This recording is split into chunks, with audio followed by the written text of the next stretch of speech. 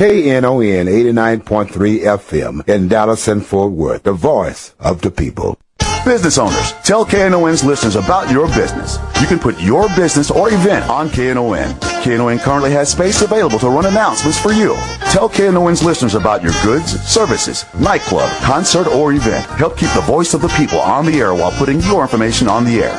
KNON's been named the #1 radio station in Dallas by both the Dallas Observer and D Magazine. Put your business with Dallas's #1 station. Call now for more information at 214-828-9500, extension 227, or extension 233. For more information, go to KNON.org and click on the Run Spots on KNON page. It's a great way for your business to support community radio while letting more people know about you.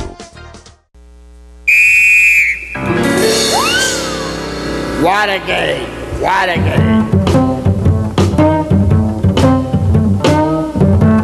Get off my lawn. Jim Schutze here with Get Off My Lawn. Following up on Workers Beat, Gene and Bonnie were talking about one of my favorite people, Reverend Charles Stovall, and I want to say a word about him. This is Jim Schutze with Get Off My Lawn. We normally talk about city issues. I'm a columnist for the Dallas Observer. Get Off My Lawn is a weekday feature on the Dallas Observer's news blog. If you Google Get Off My Lawn, you'll get to me eventually after you get done with Clint Eastwood. A faster way to find me is to Google Unfair Park. That is our news blog, Unfair Park, and you'll find me there. And as I say, we normally talk about city issues. Gene and Bonnie in the last hour were talking about the Reverend Charles Stovall. I just have one little note I want to add about Charles. There are actually two Charles Stovalls in Dallas, and you have to keep them straight. There's Charles Stovall talking to you across a desk, who's a very man who chooses his words carefully, subdued, rational, thoughtful, calm, dignified fellow.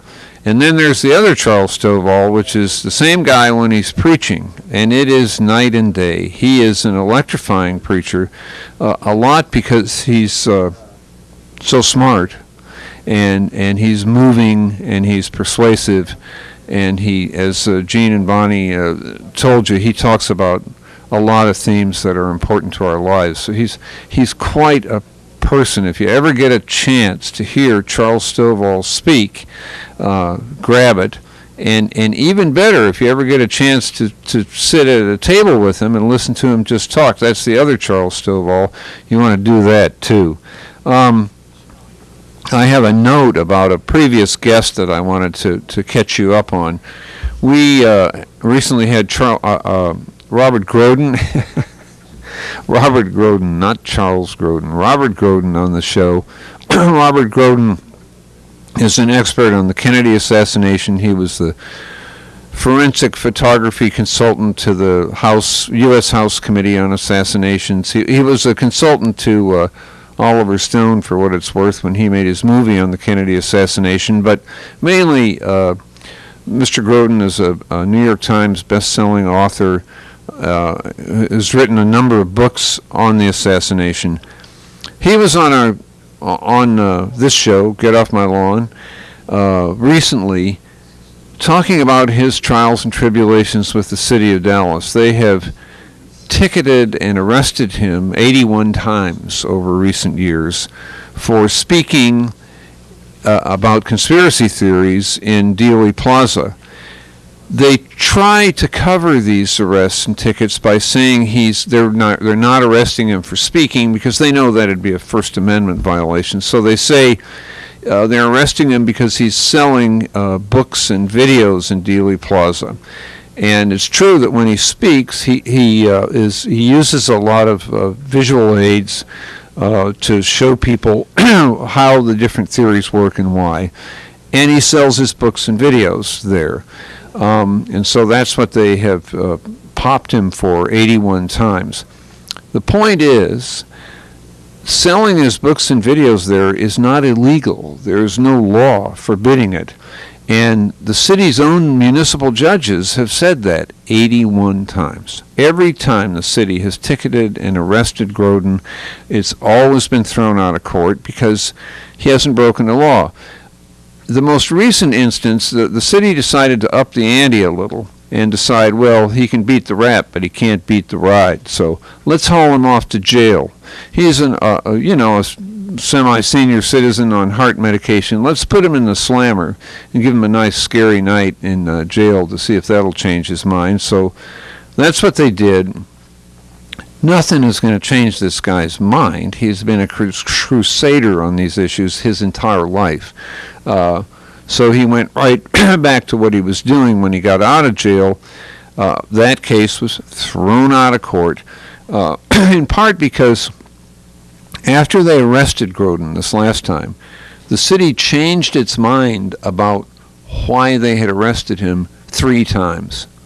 They arrested him on one offense, and Groden's attorneys called him up and said there's no such offense. So they said, oh, well, we made a mistake. We meant to arrest him on this other offense. And Groden's attorneys called them up and said that offense doesn't apply.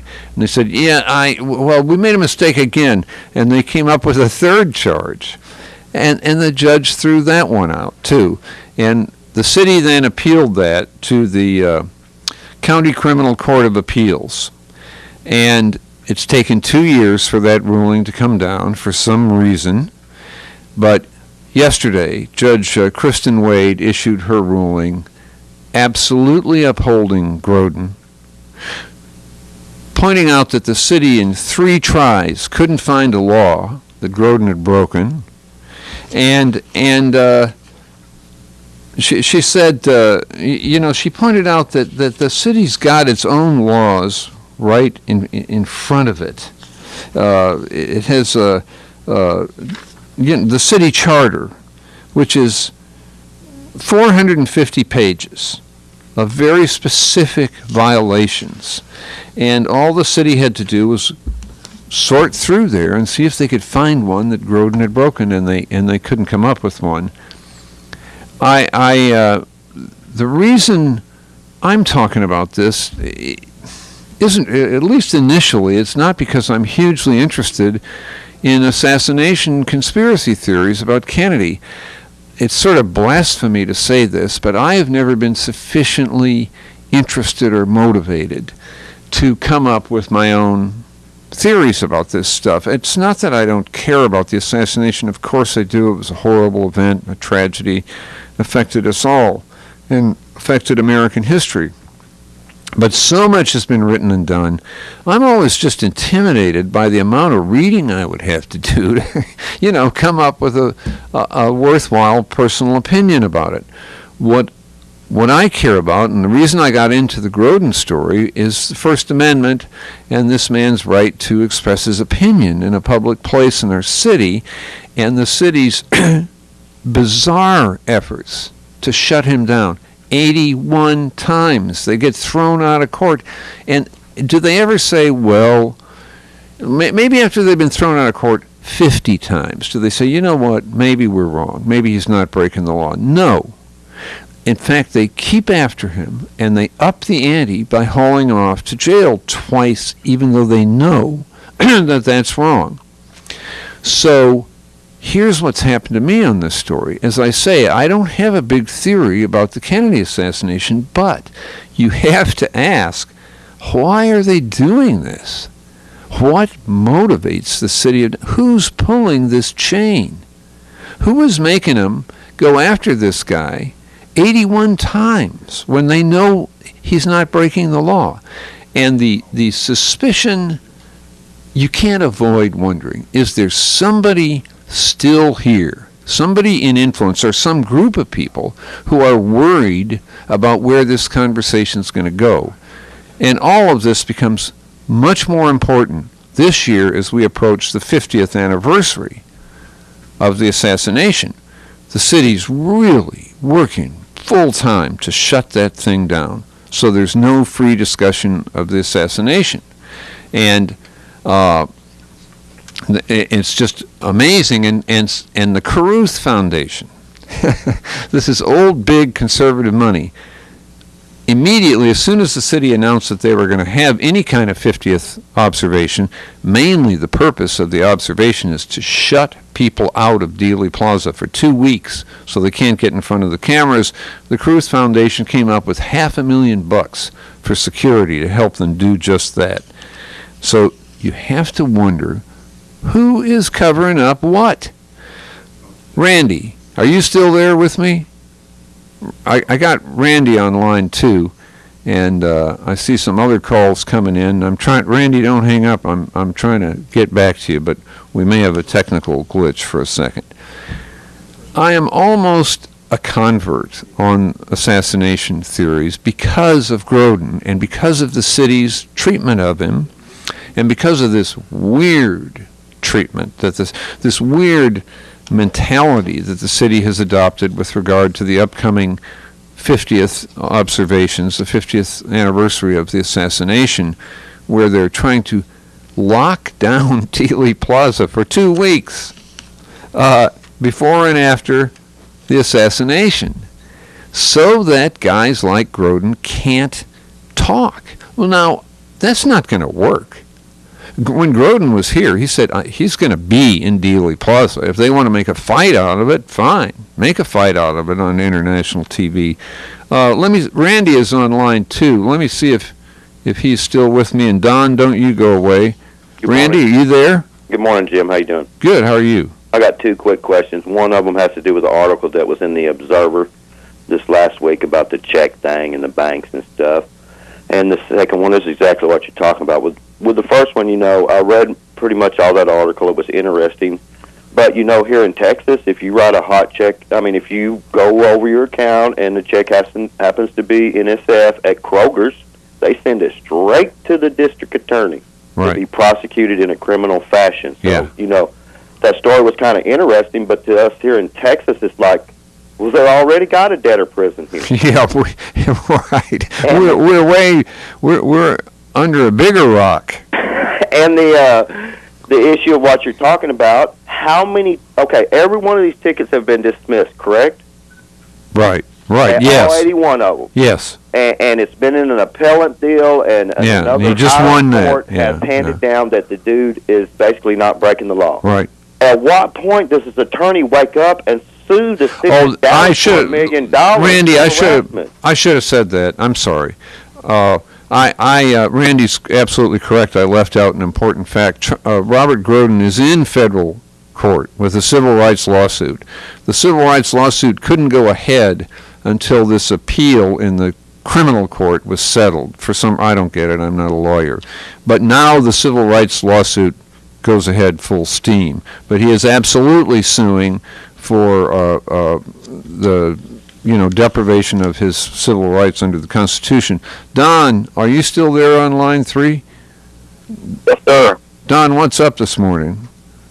Well, I was calling about a construction issue, but I'll get to that in a minute because, the JFK thing, I've got a couple interesting takes on it. I was working in a place, and there was an old guy that we got to be friends after a few years. It's actually out at the state fair, and he's a volunteer, and we were talking. One night, he had a couple beers, because he was like I say, and it was after hours. And he said, when the JFK thing came up, and he said, "Let me tell you something." He jammed his finger into the table, probably even hurt. He says, he was a retired police officer, by the way. He said, "Let me tell you something. I was there that day, and what they say went down is not what happened. But I'm not saying anything because anybody I know that has done it is no longer with us." And that was his take on it. And then, I got another one. Okay. And then I was at a tool store. This was only about 2-3 years ago, and we were talking about Dallas. What's in Dallas? I think I was buying a tarp, and the guy we talked about camp, and he said, about what's about Dallas? Oh, well, it's the JFK thing that comes up, And he said, well, I went to a reunion. I think he brought it. He said, I went to some kind of reunion of people that are involved in JFK, the day and stuff. He said, there's an old man that stood up, and he said, I just want to know one thing. He said, I'm the guy that found the rifle on the 5th floor. He said, first he said, I've been threatened with my life, my job, my retirement. He was about 90 years old, he said. He said, I don't care anymore. He said, I don't care anymore. He said, I just want to know one thing. I was the guy that found the rifle. He said, I'm also the guy that found an identical rifle on the roof. He said, how come nobody ever said anything about that? Well, Don, that comes from a guy that was there. Don, thank you very much for your call, and I think Dallas is full of these kinds of stories. I had a current sitting Dallas City Council member tell me recently a fascinating story about he was working for a bank at the time of the assassination. There was an attempt by the Warren Commission to use some kind of bank records to show that I'm trying to remember how this works. They wanted to use these bank records to show that Oswald was at a certain place in time, which would indicate that he was not somewhere else. It was all an effort to show that Oswald acted alone.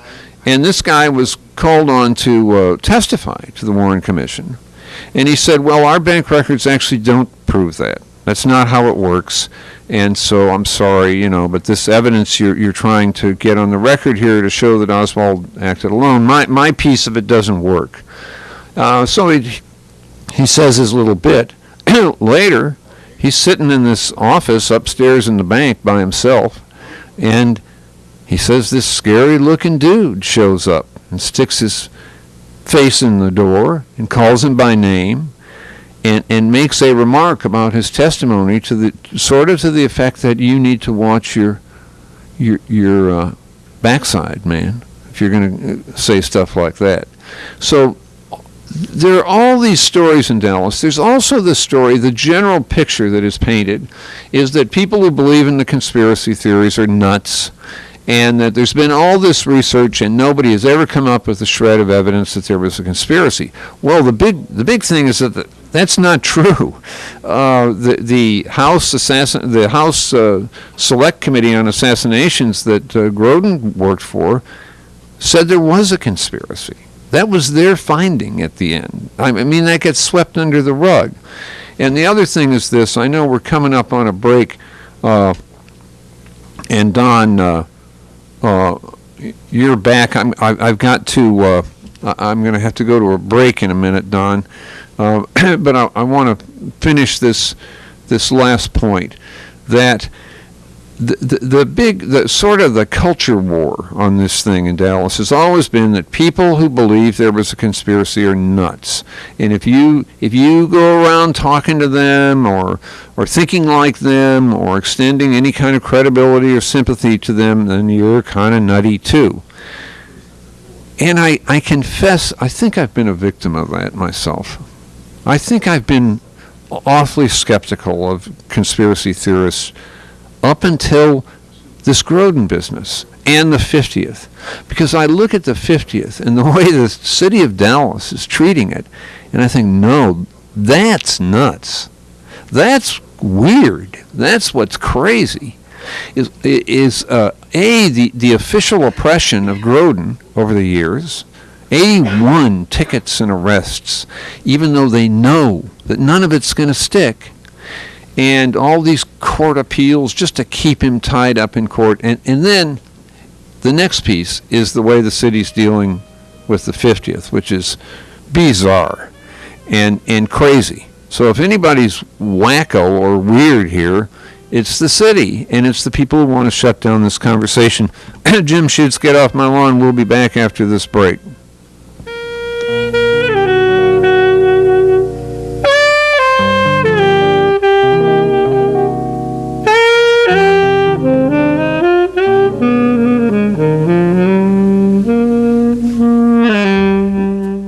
Knon thanks you for your pledge to the recent pledge drive. Now's the time to make your pledge count. Send your pledge to Knon, P.O. Box 710909, Dallas, Texas 75371. If you missed our pledge drive, you can still support community radio by pledging on the web at knon.org. Your pledge only counts if you pay it. Knon, Box 710909, Dallas, Texas 75371. Be sure to put the name of the show that you're supporting on your check. money order, or envelope. Questions about KNON Pledge Drive? Call 214-828-9500, extension 234.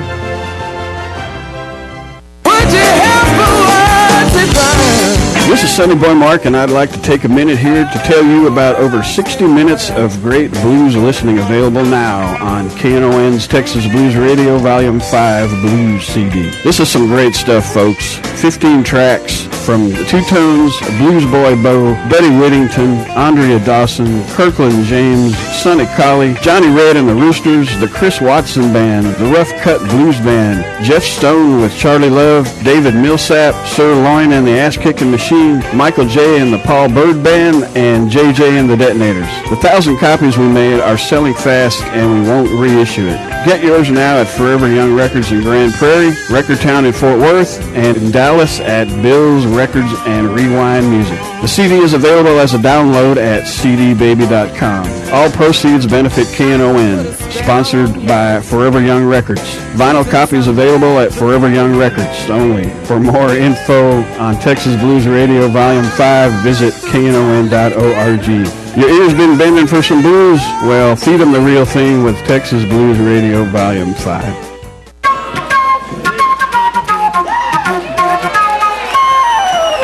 Jim Schutze back with Get Off My Lawn, and toward the end of the last segment I cut off Don because we were having to get on toward our break, but Don came back, which I appreciate. And Don, you got something about schools and construction, right?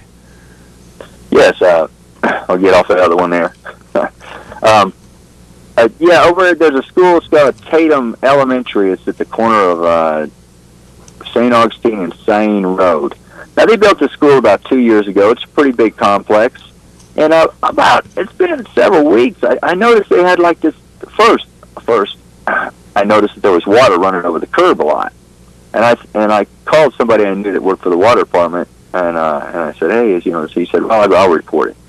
So the water dried up eventually, but then I noticed this truck over there, and it's a vacuum truck, and I'm like, why is this truck? And they were digging a hole out at the end of the building. Right. And I thought, what's odd?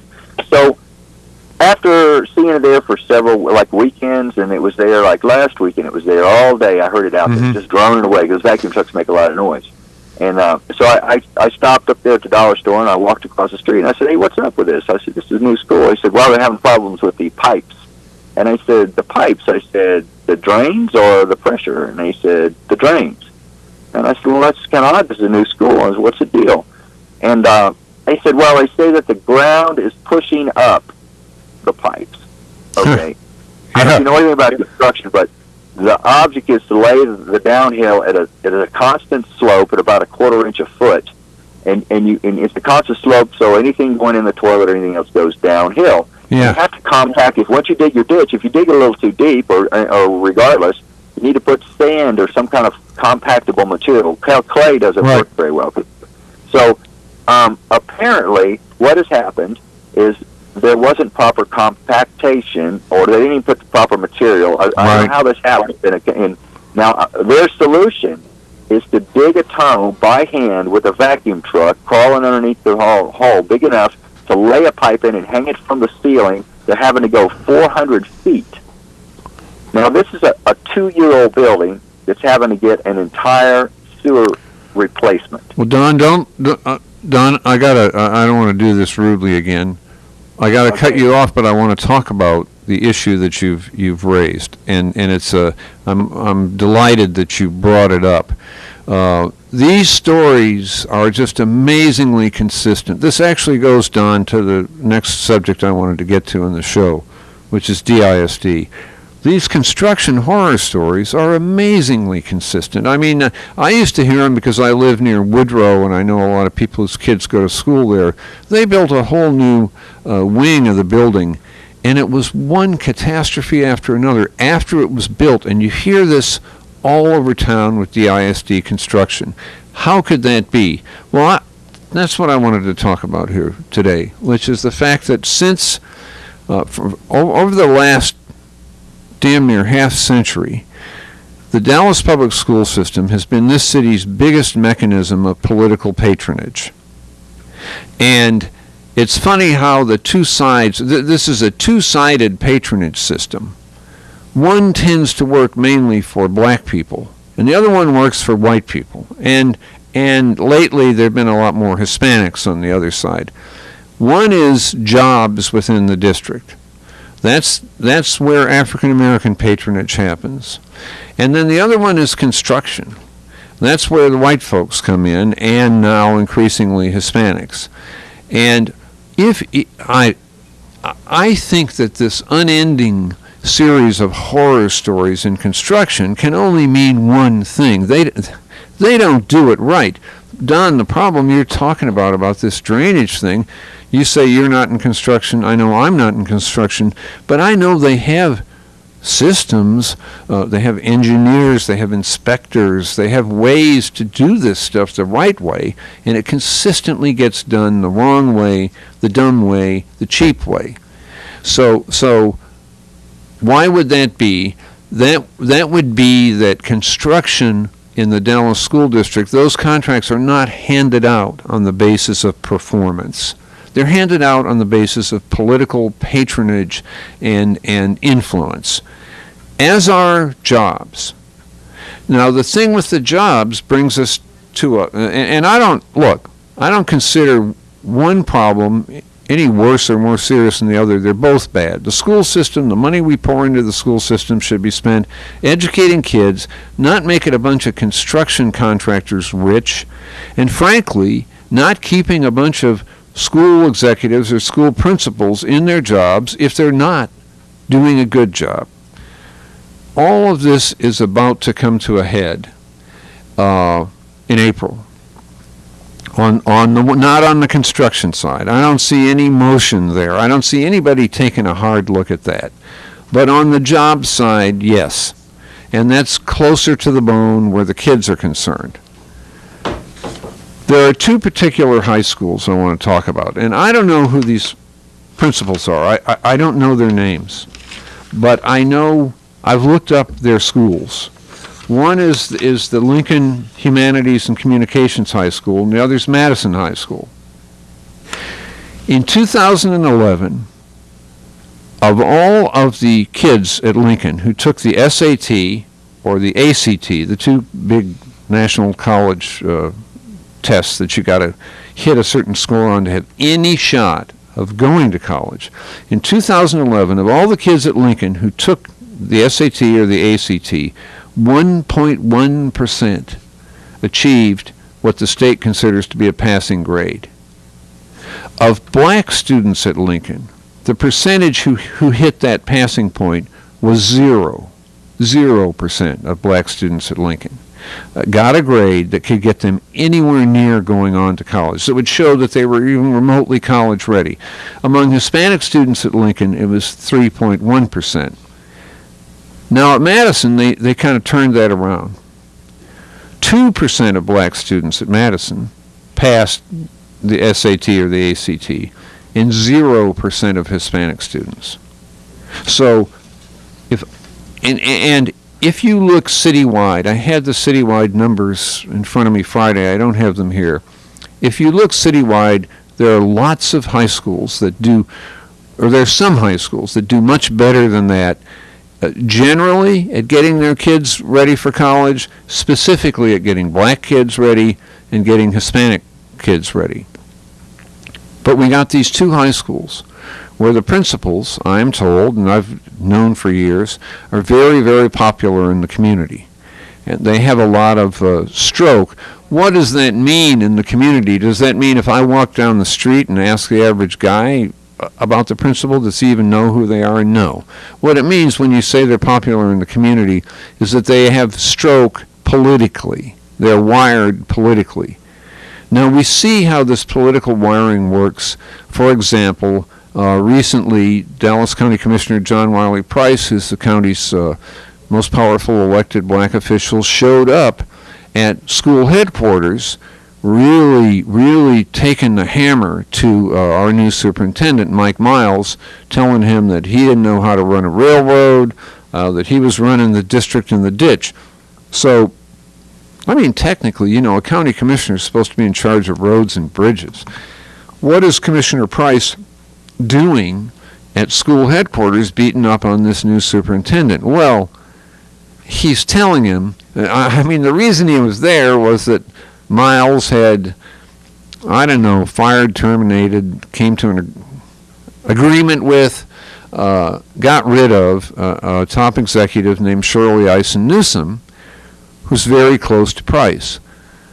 For what it's worth, I've always thought well of Ison Newsom. I don't know why she had to go, but Miles, his people clearly decided she had to go, and so Price was showing up at school headquarters saying, do not touch my protected people. Do not touch them. Now, in April, a bunch of reports are going to go out citywide to principals all over the city. Well, not to all of them. To some number of DISD principals are going to get these things called growth plans. Growth plan is one of those human resources euphemisms that doesn't mean what it says. It's not a growth plan. It's a bullseye on your back. If you get one of these things, it means the district probably is going to sack you in May. And you have between now and May to correct all these issues in your growth plan, or you're out. And the growth plan comes at the end of a huge, long, extended, I mean, there are mid-year assessments, there are interviews, there's all this stuff. If you get a growth plan, you're in trouble. And theoretically, you could turn it around before the end of the year, but it ain't likely. So in April, we're going to become aware that there's this certain number, and I think it's going to be many dozens of principals who are short-timers. They ain't going to last. And some of those principals will be of this type I've been talking about, who are popular, who are wired. So why is this new superintendent doing this? I have not had a lot of luck in persuading the new superintendent to talk to me on the record or comment about these things at all. But let me point out a couple things about him, because this all gets racial. The world is racial. We know that. Race affects everything.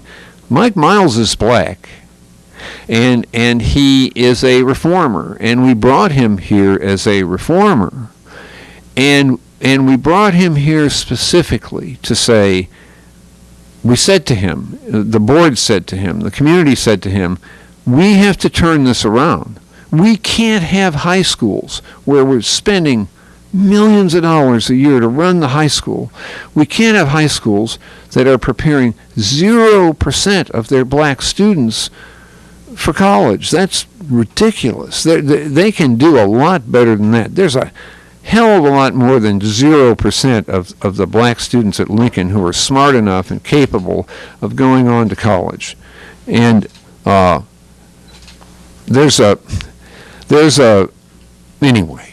Anyway, we've talked about this here before on this show. Studies have been done that characterize the public schools as school-to-prison pipelines, because if you dump kids out of school unable to read or write, and you dump them out into a tough street, that's where they're headed. They're headed to prison, so by the time they're 20, they're going to be illiterate and felons. And then their whole lives are changed. You don't ever want to say that a kid can't, or a human being can't turn things around some way, but man, that is a terrible burden. And so, how can we look at these schools like Lincoln and like Madison that are doing a terrible job of educating kids generally, and in particular, a terrible job of educating African American kids and Hispanic kids? How can we look at them and accept that? Don't we have to say, that's got to change? And the big thing with Miles, he said it in board meetings and he said it in all his public appearances, is that he believes it all starts with leadership in the schools. You got to have a strong principal in the schools, and he's one of these performance-oriented guys. He's going to look at these same numbers that I looked at last week. I don't know that he's looking at those two high schools. I don't see how he could miss them. But he's going to look at the performance numbers, and he's going to say, if there's a principal who's been at one of these schools for a long time, and the school has consistently performed like that, that principal's out. They're going. Now, when he says that, we already saw what happened with Ice and Newsom. The political patronage system kicks into high gear. All of a sudden, Commissioner Price is at headquarters, maybe. I need to enter a caveat about that. Ice and Newsom, as far as I know, always had serious results under her belt and to her name. I don't know why she had to be out. I suspect that was some personality thing. So Price's defense of Ice and Newsom made some sense to me.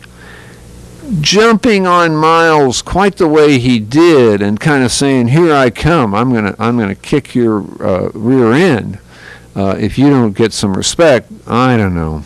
Maybe that's just Commissioner Price. But what's troubling, and I'll get back to this in the final section, is that the sitting school board trustees are already gearing up to get in the way of this growth plan deal. They are the African American board members, in particular Board President Lou Blackburn and Trustee Bernadette Nuttall, are already making demands for information and getting the ammo together to go after Miles on these growth plans for principals.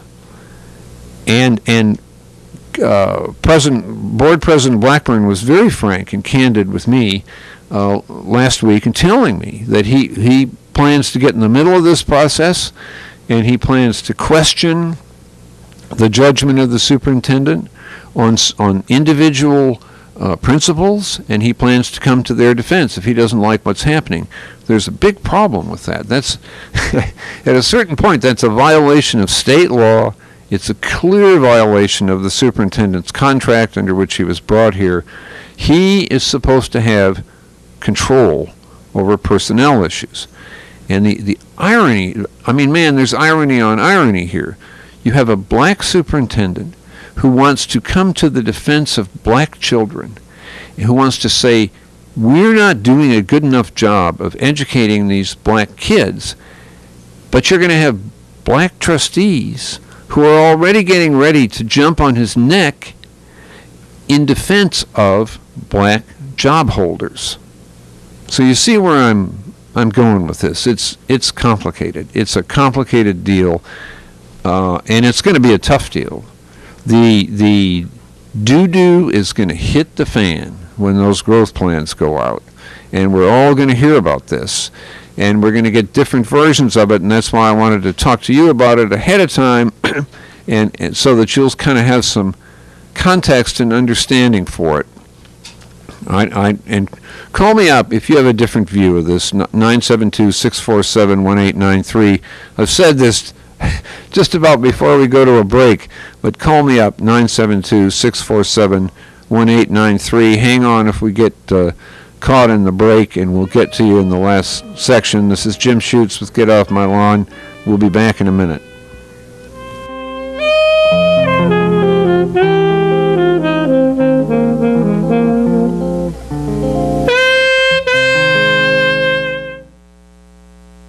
Business owners, tell KNON's listeners about your business. You can put your business or event on KNON. KNON currently has space available to run announcements for you. Tell KNON's listeners about your goods, services, nightclub, concert, or event. Help keep the voice of the people on the air while putting your information on the air. KNON's been named the #1 radio station in Dallas by both the Dallas Observer and D Magazine. Put your business with Dallas's #1 station. Call now for more information at 214-828-9500, extension 227, or extension 233. For more information, go to KNON.org and click on the Run Spots on KNON page. It's a great way for your business to support community radio while letting more people know about you. This is William, your videographer for the KNON talk shows. You can watch Get Off My Lawn by going to the KNON.org website. Click on schedules to the left side of your screen. Choose Get Off My Lawn's page. Scroll to the bottom of that page, then choose your favorite show to watch or download. This show will be ready for viewing by lunchtime Tuesday. Have a great day. Hey, baby, take one. This is Jim Schutze back with Get Off My Lawn. We've been talking about DISD and political patronage and the efforts of the new superintendent, Mike Miles, to achieve significant reforms at underperforming schools and how that jams up with the patronage system. We got Joe on line one. Before I start in on this again, Joe, what's up this morning? You still there? Yeah. Hey, how you doing, Jim? Good. How are you? Oh, good. Look, I usually agree with most of the stuff that you say. Uh-oh. But no, don't say because I think if you out in a boxing match, I think you should expect you to deliver blows, and I think you should expect probably get hit every now and then. Yeah, every once in a while. Okay, all right. So we're in the ring now. All right. You know you can't win or fight, as Reverend Barnett said, if you don't get in the ring. Right. Yeah, if you don't get in the ring, okay, so let's start it up. This is round one. All right.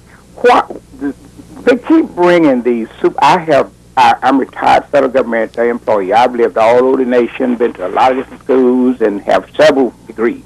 Right.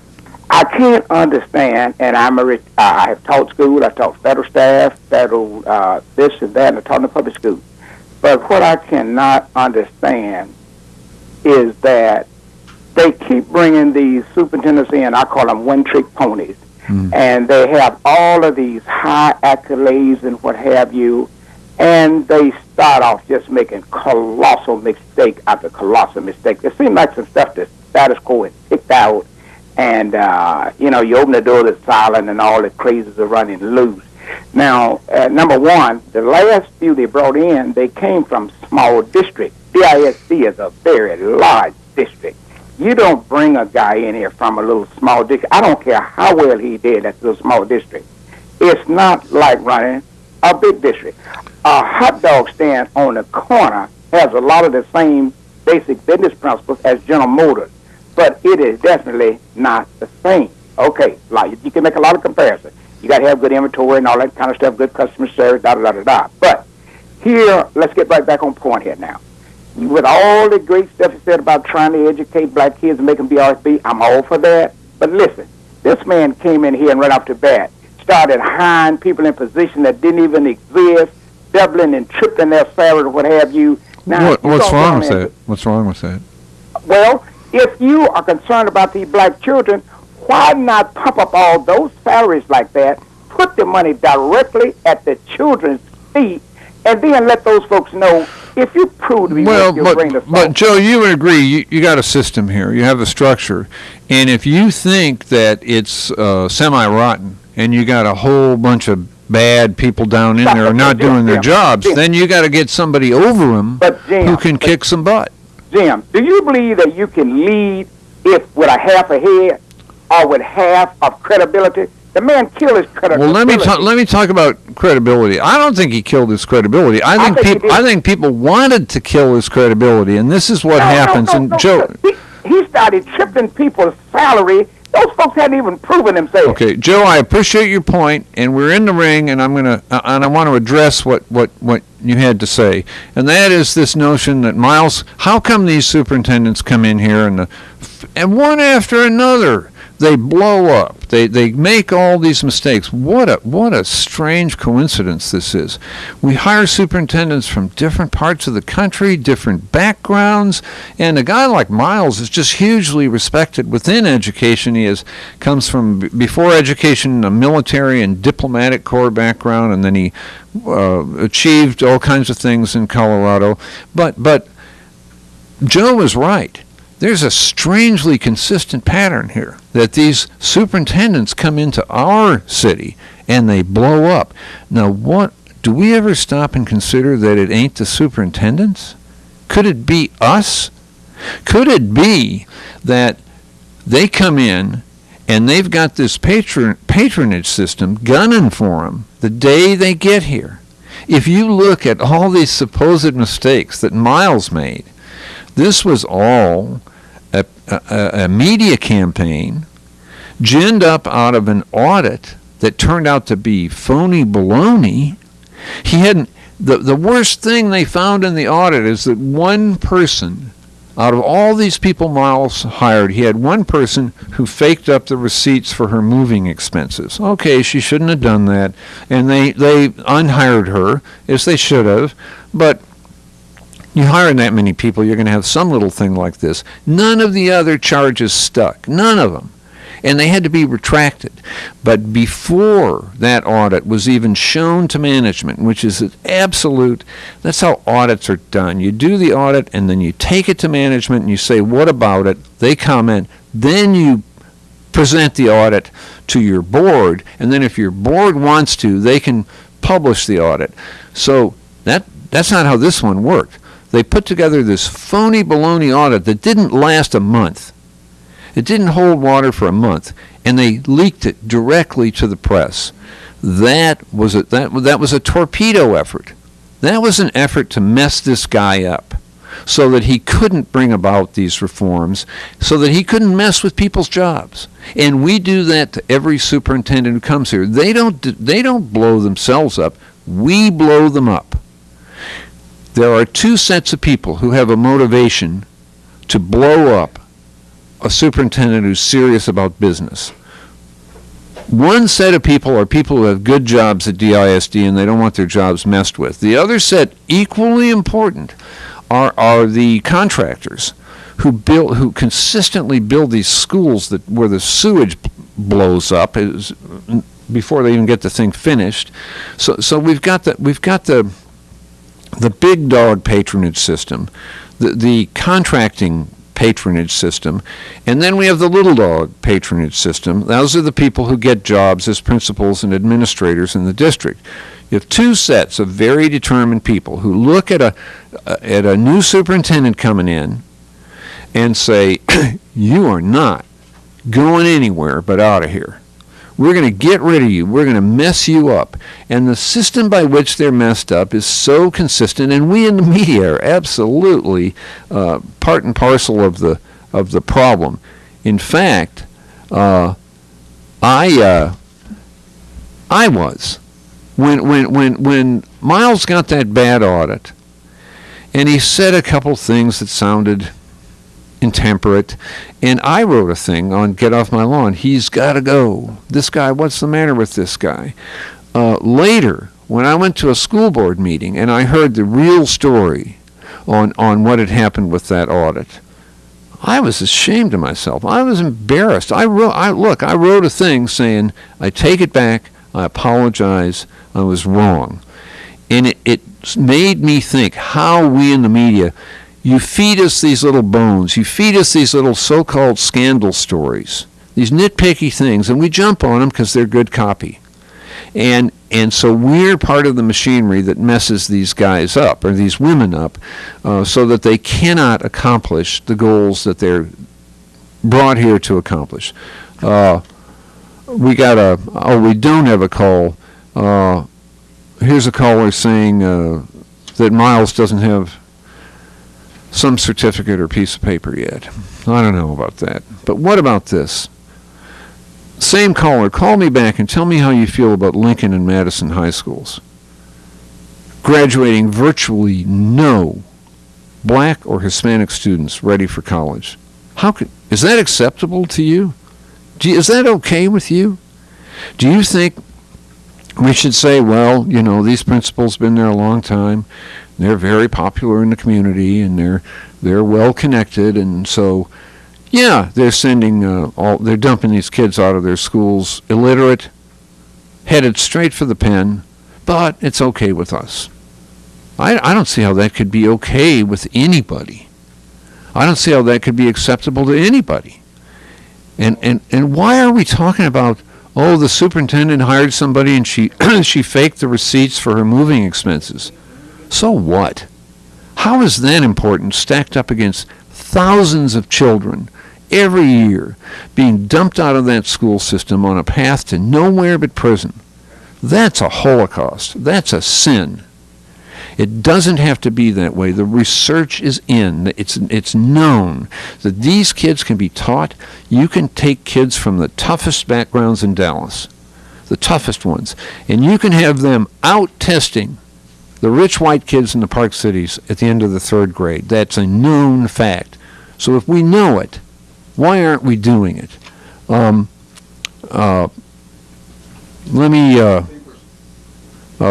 me talk to Joe Willie here. On 3. You there? Yeah, Joe Thomas, how you doing? Yes. Again. Yes. Let me that certification real quick, and then I go on to the media thing. A couple of months ago, they say that Miles had not he had not completed the certification for a superintendentship, and he asked for some more time to do that. I don't know whether he's ever got it or not. But again, there's a blunder there. Joe, I'm glad. I'm glad you're back. Can you talk to me about Madison and Lincoln? Be glad to. I'm not into black and white. I'm into wrong and right. I say it again. I'm not into black and white. I'm into wrong and right. With the reports that you're talking about, I'm a current events and news hound. That's very bad over in Madison and Lincoln. With those type of situations, they should be blown up. They should be blown up. And okay, you're not okay. Absolutely. Oh, I'm glad. Okay, we're on the same page. You're absolutely not okay with that. No, definitely. Look, a school primary job is to educate children, not to turn out zingbats and Looney Tunes and guys that can shoot sky hoops and run through goalposts faster than anybody else. Yeah. It's primary. That's extracurricular stuff. Right. The primary job of a school is to educate minds. If Carter G. Woodson, and let me throw this in for the sake of Black History, if Carter G. Woodson didn't go, who started the Black History Month and studies, if he didn't go to school until he was 21 years old, taught himself to read and write, got, I think, 2 master's degree and a doctorate degree, yes, all children can be taught. Yes. They can all learn. Now, they won't all become doctors and lawyers and astronauts, nuclear physics. Some will become plumbers. But you need a plumber. When you anchor deep in water, you're not going to ask what color. You're not going to ask how old. You're trying to get the water stopped. Right. So, no, that should be dealt with. What I'm talking about, you and I agree, but I think, I don't know, maybe too much you left at Fox News a little bit too much. What the deal is that you shouldn't have any sacred cows out there. But for an example, let me do a quick parallel. I don't want to hold it. Say like the charter school. Okay, with the charter schools, you're sucking money off from these public schools, and you're saying you're making the situation better. Right. If the public schools are no good and won't work, or if you got the wrong principal somewhere, dynamite them and shut them down. Right. But don't suck money off from one to the next. If there's a problem in the public schools, fix it. Joe, I'm going to talk about that very thing. I'm going to be rude and cut you off again, but I'm going to go to your point. Joe brings up the charter thing. We just had a big discussion of that on Get Off My Lawn on Unfair Park, which is the Dallas Observer webpage. And Joe makes an excellent point about charters sucking money out of the public schools. What we talked about on Unfair Park was the fact that in public school, the money that the public schools must do special ed, and they also must deal with the kids who are tough kids, tough to handle, so there's security and all that stuff. Those kids cost way more to educate. The special ed and the tough kids cost way more to deal with than just the regular kids. So how do they pay for that? The public schools pay for it by taking money away from the regular kids and using it to subsidize the education of these tough-to-teach kids. What the charters do is skim off the regular kids. They say, oh, we don't cherry pick. We just wait for families to apply. Yeah, well, they cherry pick because they do not do special ed. So that leaves the public schools with a huge financial burden. And then they cherry pick because the kids from the tough backgrounds, their parents, are not going to get them down there and apply to get them into the charter school. If you wait for the parents to apply, you're getting all the most motivated, organized parents, and you're leaving all the other families behind. And so what's happening, what charter schools threaten if it becomes a larger movement, is that they dump all these expensive kids on the public schools, and they take all the money for the regular kids off to the charters. And ultimately, there's a moral question there, too. How can we deliberately engineer a situation where we turn our backs on the very kids who need our help the most? If they don't get it, if those kids, look, if you're born into a really unfortunate family situation, maybe it's a single-parent home, maybe your mother's a drug addict, maybe she's moving every 2 months to stay ahead of the rent, and you're sort of thrown out on your own. who are you going to get help from if you don't get it from the schools? That's the one place where you could look for help. And this charter school movement is sucking the money out of the public schools that those kids need. It's not. I'm not saying all the money in the concentration should go on the special needs kids. The smart kids deserve a break too. And how about the kids who are maybe average students, but they're good kids? They deserve a break. They deserve to be thought about and treated. But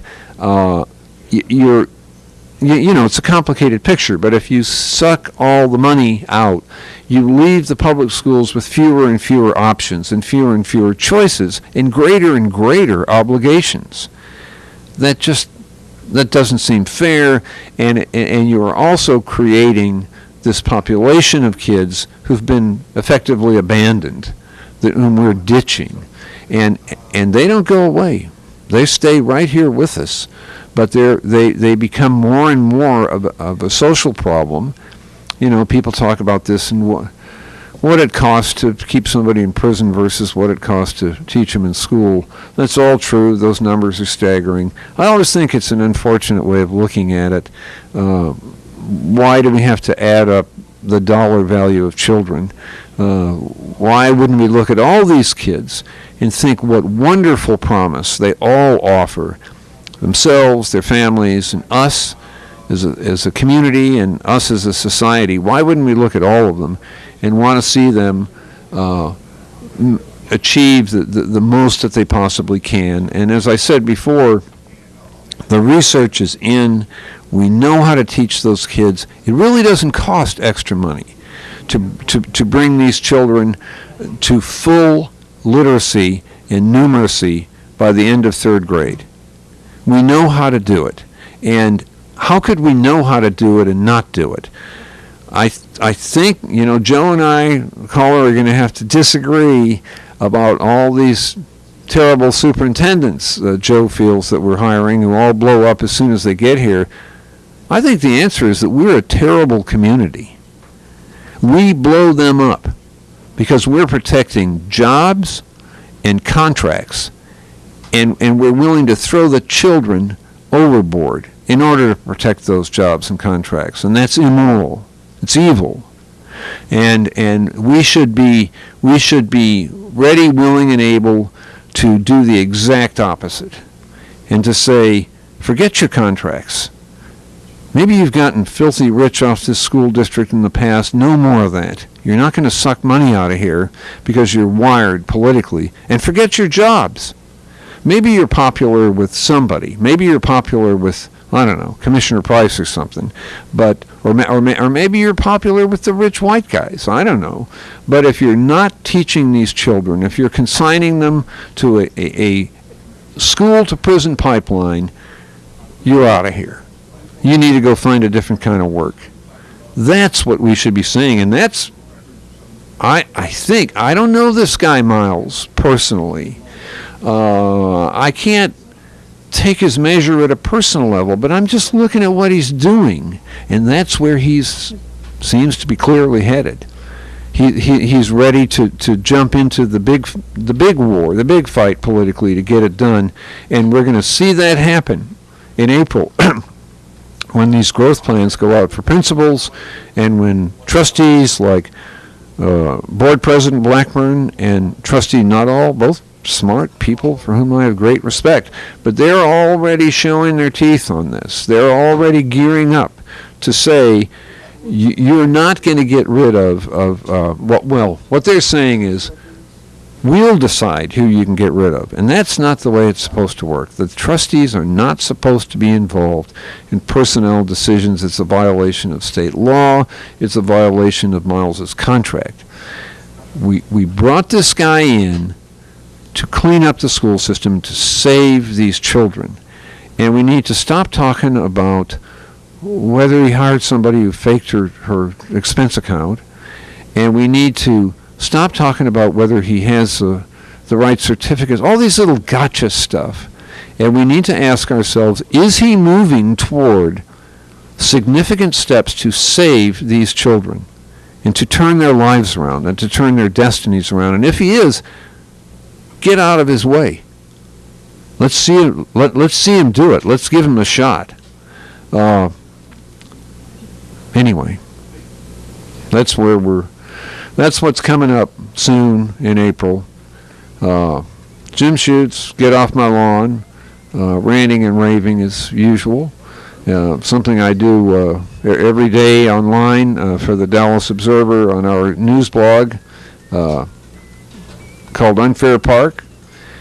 We'll see you again here next Saturday at 10 a.m. Thanks for listening. Thanks for calling in. And please call in next Saturday and I'll cut you off again. Jim Schutze, Get Off My Lawn. See you around. KNON 89.3 FM in Dallas and Fort Worth, the voice of the people. Business owners, tell KNON's listeners about your business. You can put your business or event on KNON. KNON currently has space available to run announcements for you. Tell KNON's listeners about your goods, services, nightclub, concert, or event. Help keep the voice of the people on the air while putting your information on the air. KNON's been named the #1 radio station in Dallas by both the Dallas Observer and D Magazine. Put your business with Dallas's #1 station. Call now for more information at 214-828-9500, extension 227, or extension 233. For more information, go to knon.org and click on the Run Spots on KNON page. It's a great way for your business to support community radio while letting more people know about you.